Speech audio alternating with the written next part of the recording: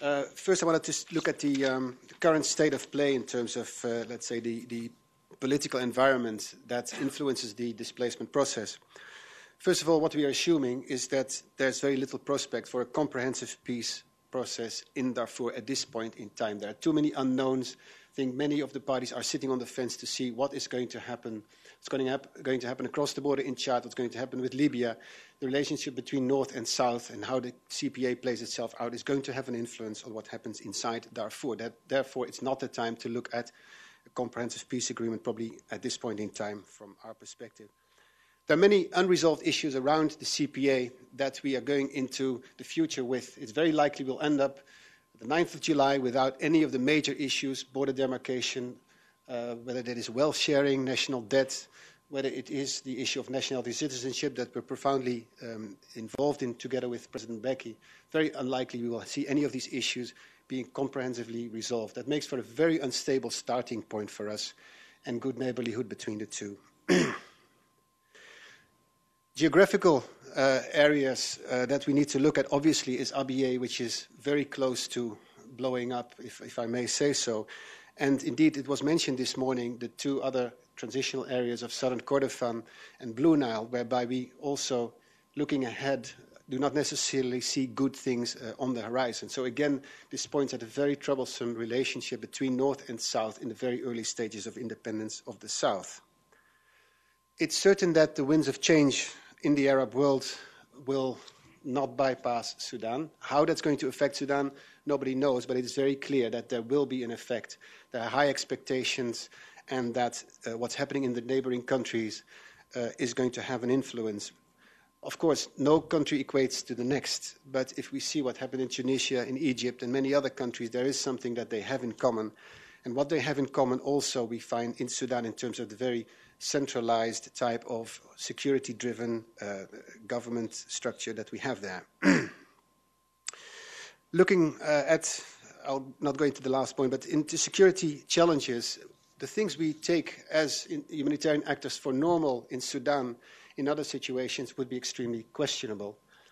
In Darfur, for instance, we find it absolutely normal that our staff run a day-to-day risk of kidnapping. We've had 26 kidnapping cases in the past year and a half or so. We still have people in captivity at the moment.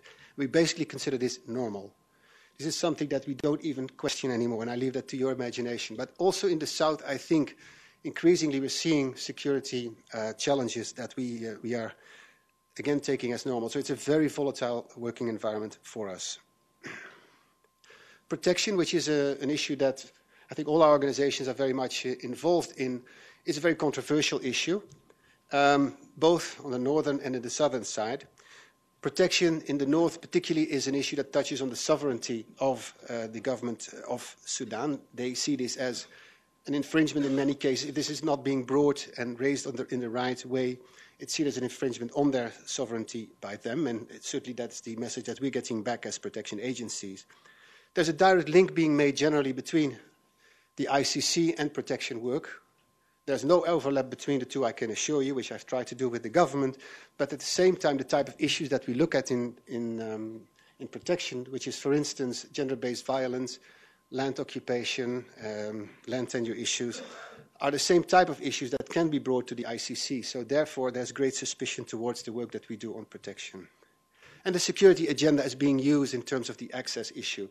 And Mark will talk about that much more, but certainly our ability to access populations is very limited, and the government, no doubt, uses the security issue to prevent or limit our access in that regard.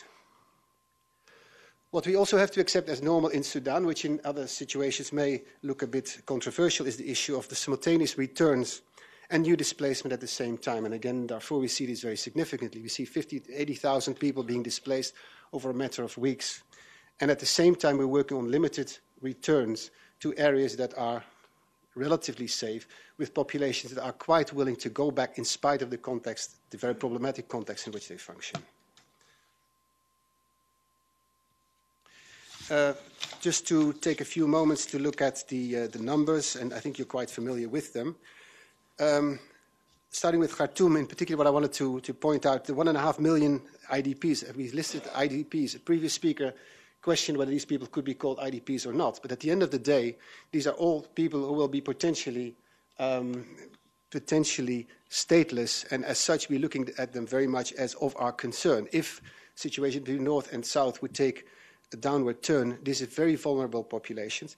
Without a clear arrangement on nationality citizenship as part of the CPA, it's evident that these populations are at risk of losing their jobs, their properties, and their right to stay. So we have to continue to look at them as concern. We see significant numbers of urban refugees, mostly Ethiopian, Eritrean. I won't go into more detail on that further. Moving to Eastern Sudan, we have a very old, the oldest caseload of refugees in the world, in fact. 80,000 refugees in camps. Very much the idea is to step back from this as a refugee situation and look at local integration for this group. This is one of the opportunities we have to cooperate with the government. Significant numbers of IDPs dating back from the North-South conflict as well as the conflict in the East, which nobody really is looking at this point in time. South Sudan, you're familiar with the situation, very significant numbers of returnees. This return process continues, and Jerry will talk about that in much more detail, but also new refugees. We're seeing significant numbers of refugees arriving in the south from neighboring DRC, from Ethiopia and other areas as well. In the protocol areas, we are also witnessing, this is a new program for many of us, but we're seeing significant numbers of IDPs already popping up as a result, particularly of Abyei, and it's likely to go up further. And then Darfur, again, since Mark will touch on this in much more detail, I will not go into detail on this. So from here, what I'd like to do is to look a bit at the assumptions we're making in terms of the scenarios, the planning scenarios, in terms of the UN country team and UNHCR in particular. The first issue is that internal strife as a result of the post-independence situation is likely to occur within the south, between SPLM armed groups as a result of the dismantling of the joint integrated units of military.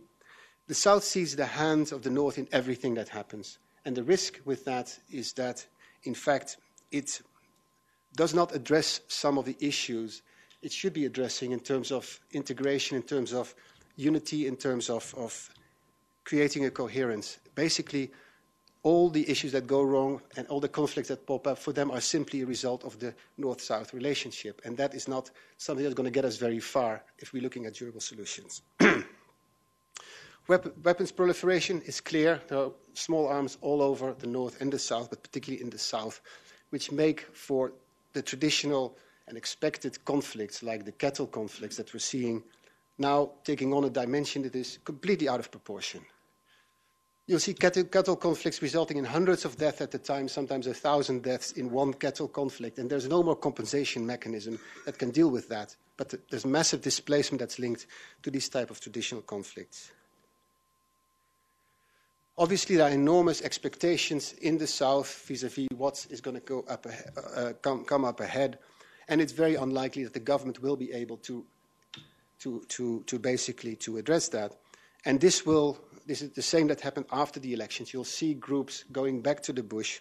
You'll see potentially conflict flaring up as a result of this lack of expectations, or gap in expectations. Geographical flashpoints in the south, not very unpredictable, will be the northern states of the south in particular, places like Jonglei, Unity and Upper Nile, and as I said, the border states as well.